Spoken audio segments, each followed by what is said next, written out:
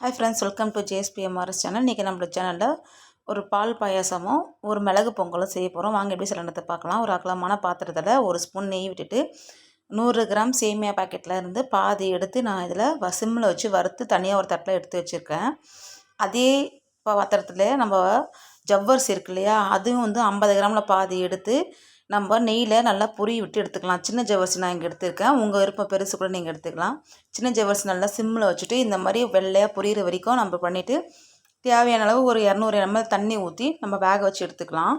சேமியா மட்டும் தனியாக எடுத்து வச்சுக்கோங்க. ஒரு சின்ன கல் உப்பு, ஏன்னா இனிப்புன்றதுனால டேஸ்ட்டுக்காக கொஞ்சோண்டு உப்பு போடுறோம். அதாவது இனிப்பு அதிகப்படுத்தி காட்டணுன்றதுக்காக தண்ணி ஊற்றி நல்லா கலக்கி விட்டுட்டு அதில் ஜவ்வரிசி வெந்திருக்கணும். நம்ம பாருங்கள், கண்ணாடி மாதிரி ஆயிடுச்சு பாருங்கள். ஒயிட் கலரில் இந்த ஜவ்வரிசி ஃபுல்லாக வெந்து கண்ணாடி மாதிரி வந்துருச்சு. ஸோ இந்த ஸ்டேஜில் நம்ம வறுத்து எடுத்து வச்சுருக்க சேமியாவை ஒன்றா போட்டு மிக்ஸ் பண்ணிடலாம். மிக்ஸ் பண்ணிட்டு நல்லா கரண்டி வச்சு கலரே விட்டுடலாம். உங்களுக்கு வேணும்னா ப்ரௌன் கலர் வரத்துக்கு முன்னாடி விட்டு நீங்கள் எடுத்துக்கலாம். எனக்கு இந்த மாதிரி போட்டால் வீட்டில் எல்லோரும் குடிப்பாங்க, சாப்பிடுவாங்க. அதுக்காக நான் இந்த மாதிரி ப்ரௌன் கலரில் வறுத்தேன். இந்த பாருங்கள், சேமியாவும் நல்லா வெந்து வந்துடுச்சு. குழைய விட்டிங்கன்னா நல்லா இருக்காது டேஸ்ட்டு. கொஞ்சமாவது நீட்டாக தெரியணும் சேமியா. அதனால் பக்கத்துலேயே இருந்து அதை வேகிற அளவுக்கு பார்த்துட்டு தேவையான அளவு சுகர், நான் வந்து இங்கே கோபுரமாக ஸ்பூனில் 12 ஸ்பூன் போட்டிருக்கேன். இதுதான் ரெகுலராக நான் செய்கிற அளவு எங்கள் வீட்டில். அது நீங்கள் வந்து சுகர் வந்து டேஸ்ட்டுக்கு தகுந்த மாதிரி போட்டுக்கோங்க. கம்மியாக வேணுமா அதிகமாக வேணுமா பார்த்து. சர்க்கரை போட்டோன்னே ஒரு சிலர்லாம் ஸ்டவ் ஆஃப் பண்ணிவிடுவாங்க. அந்த மாதிரி ஆஃப் பண்ணாமல் சர்க்கரை கரைஞ்சி ஒரு மாதிரி தண்ணியாக பாகு பதத்தில் வரும். அது வரைக்கும் நீங்கள் கலரே விட்டுட்டே இருந்தீங்கன்னா டேஸ்ட் ரொம்ப அதிகமாக இருக்கும். இப்போது நம்ம அரைச்சி எடுத்து வச்சுருக்க ஏலக்காய் தூள் போட்டுடலாம். போட்டுட்டு வறுத்த முந்திரி, திராட்சை பாயாசத்துக்கு தேவையானது அளவு போட்டுட்டு ஒன்றா போட்டு மிக்ஸ் பண்ணிவிட்டு ஒரு கொதி விட்டுடலாம். ஏற்கனவே நான் வந்து இங்கே காய்ச்சி ஆற வச்ச பசும்பால் இருக்குது, அது ஒரு 200 ml விடுறேன். பால் மட்டும் பார்த்து விட்டுக்குங்க. நிறைய விட்டிங்கன்னா நல்லா இருக்காது டேஸ்ட்டு. ஸோ நம்ம செய்கிற அளவுக்கு பாயாசம் தகுந்த மாதிரி அதில் ஒரு 30% நம்ம வந்து பால் ஊற்றிக்கலாம். அப்போ தான் டேஸ்ட் நல்லாயிருக்கும். மொத்தமாக வந்து ஒரு 1/2 லிட்டர் பால் ஊற்றினீங்கன்னா டேஸ்ட்டு வந்து பால் வாசனை தான் வரும், பாயாசம் மாதிரி இருக்காது. இந்த மாதிரி செஞ்சு பாருங்கள், சூப்பராக இருக்கும், டேஸ்ட்டாக இருக்கும், எல்லோரும் விரும்பி சாப்பிடுவாங்க.